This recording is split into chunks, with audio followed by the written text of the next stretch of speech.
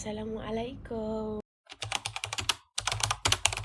Okay, my name is Iman. You can call me Iman. Second year law students in University Utara Malaysia. I already completed my first practicum at the High Court of Kuantan, Pahang. I was given opportunity to observe the court proceedings, learn the report writing, understand the workflow of the magistrate court, session court, and also high courts.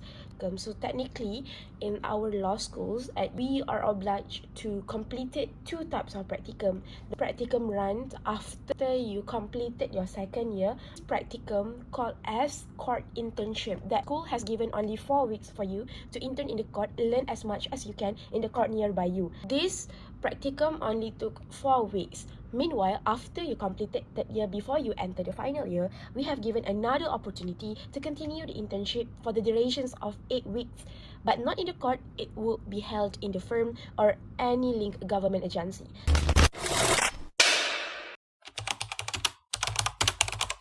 Experience. As for the first day, I would like to say that I am so nervous. I arrived at the court around 7:30 while the court is open at 8:30. I'm being so excited to start the new thing. The first day, I have the courtesy call with the magistrate, one of the magistrate who handles civil case. He was doing the case management with the lawyers, and he explained a little about the civil proceeding. But then at the same time, he also did probate LA lelong for the High Court of Kuantan. So that's why he is eligible to teach the students who are being attached to the High Court internship. My first day, that's when I know what case management is. And the case management, that means you have the consultations with the magistrate on what you're going to do with your case. They will update every single thing. They may do it in chamber. In chamber means the closed chamber, where only the magistrate and the lawyers and the lawyer will take turn to have the consultation, or the open court. And on our first day, 1,000 make it in the open court. That's why we gotta see how the case management works like. Another experience that I learned on my first week is about the report writing skills. Actually, we have quite lots of courtesy call session with 1,000 about their report writing skills, where he teach us how the magistrate or the judge summarize the judgment, how they're preparing the notes after the hearing. And me myself also gained some confidence in analyzing the legal issues, and I got to understand how written record supports every stage of judicial process. So by saying this, professionalism and ethics guide the work inside the courtroom, inspired me to uphold the same standards as future legal practitioners. That means I gotta see they are so cool in reading their affidavits or sending out their affidavits, or actually back for lower sentence for their clients. I am actually impressed with their persuasive skills. So that's when I know how they are actually works, how magistrates actually work, and how the juru bahasa is very, very important in one courtroom.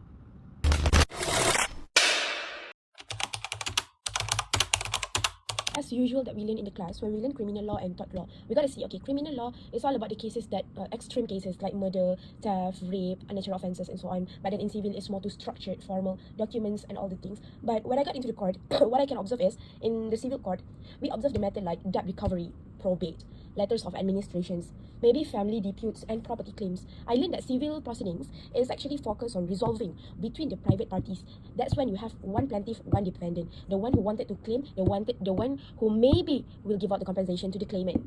So civil court is all about the private matters, private benefits. It doesn't touch the social or the public. It doesn't touch public interest at all. But then when you enter criminal court, I attended a lot of things, such as remand hearings. So remand hearings was happening in magistrate court. So as you know that in High Court Kuantan, magistrate court, session court, high court in one building. So that's when we have the opportunity to always go to the lower court, because lower court is where all the cases have started. The remand is at the lower court. The juvenile court is at the lower court. So basically, lower court has so much interesting cases compared to the high court at that time. So we would like to hear how the court proceedings happens to each of them. We heard remands, bill applications, the lawyers do the mitigations, how the full trial for offences like theft, drugs trafficking, and sexual crimes happens. So criminal is all about the prosecutors against counsel, and I saw how the prosecutor shows the evidence, how the defense counsel cross-examining the witness, and how the judge make rulings based on the laws and the facts. I would say that in civil cases there are not much hearing, but in criminal cases it almost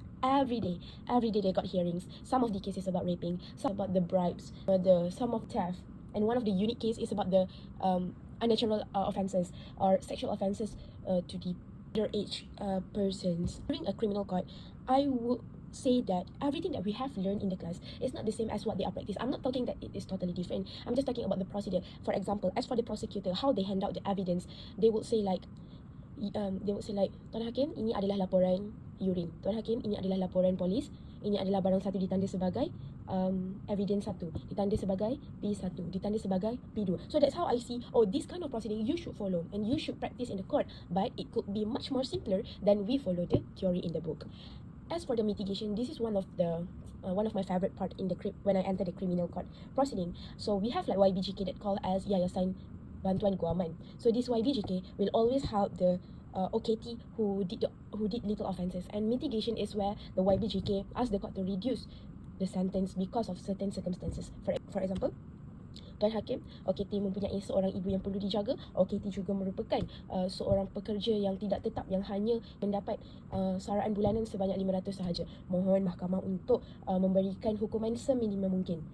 That's when YBGK do the mitigations, and the prosecutor will cross it back by saying kita perlu menjaga ketenteraman awam, mohon mahkamah untuk memberikan hukuman setimpalnya. And of course, prosecutor who prosecute the OKT will protect the public interest, meanwhile the YBGK or the defense counsel will protect their client, but in a way still give the sentence but in a reduced or in a lower degree of sentence.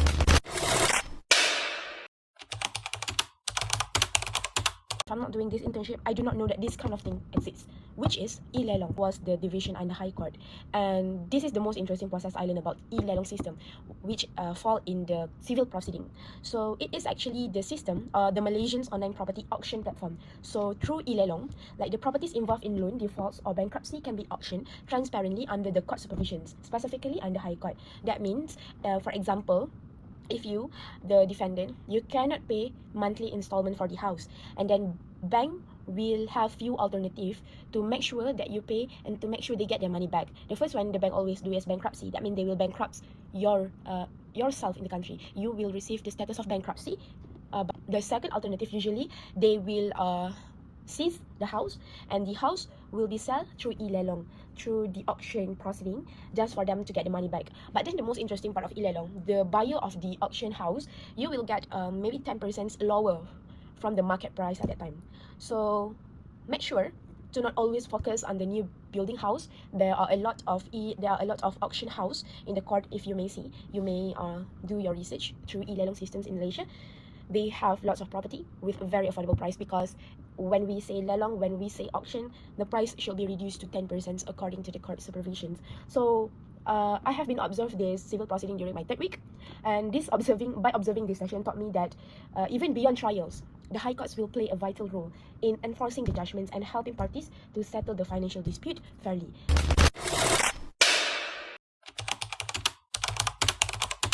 I have met Yang Arif Datuk Razi, the High Court Judge of Kuantan. Had the courtesy call during my first week on Friday. So basically, he shared the insights of interpreting the Section 302 and Section 304 of the Penal Code, because he was very invested in that case, in the famous Zul Farhan case. So his explanations about the intention, the causations, and the role of the High Court as a court of first instance deepened my understanding in the criminal law. I've always confused why the case of Zul Farhan need to fall under Section 304 instead of Section 302. And I'm pretty sure it confused the Malaysians and the citizens who read the news. But then when I heard by the Young Arif, by myself, I know that they made a right decision.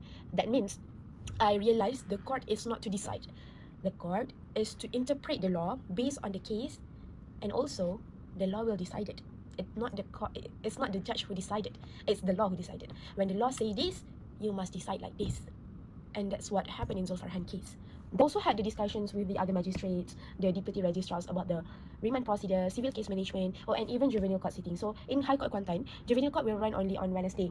So juvenile court, in the juvenile court always happens sexual offences cases. The anak angkat procedure will always happen in the juvenile court, but only on Wednesday.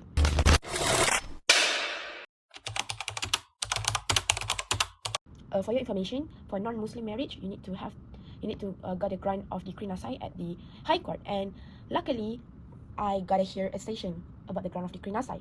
So this actually the case that involved a couple who mutually agreed to separate and arrange maintenance for the child.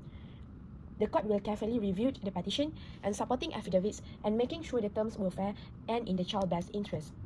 So I learned that a decree nasi is a provisional divorce order which becomes absolute after a wedding period unless there are objection. And I watched how Yang Arif Datuk Razi explained the decision and ensured that both parties understood their responsibilities, reminded me that civil law is not just about the documents and statutes.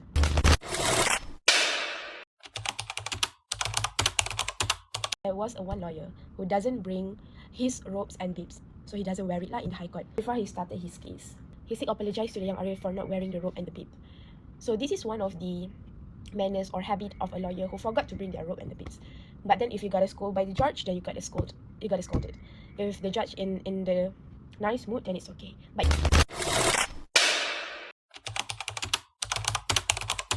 thank you to the Iman podcast who has been invited me. I am so honored to share my court internship experience in your podcast, and I also glad to share my experience. It may be not the greatest sharing because I only worked for only 4 weeks in my internship, but maybe a little knowledge could help you in future. Thank you so much. Bye. Yui.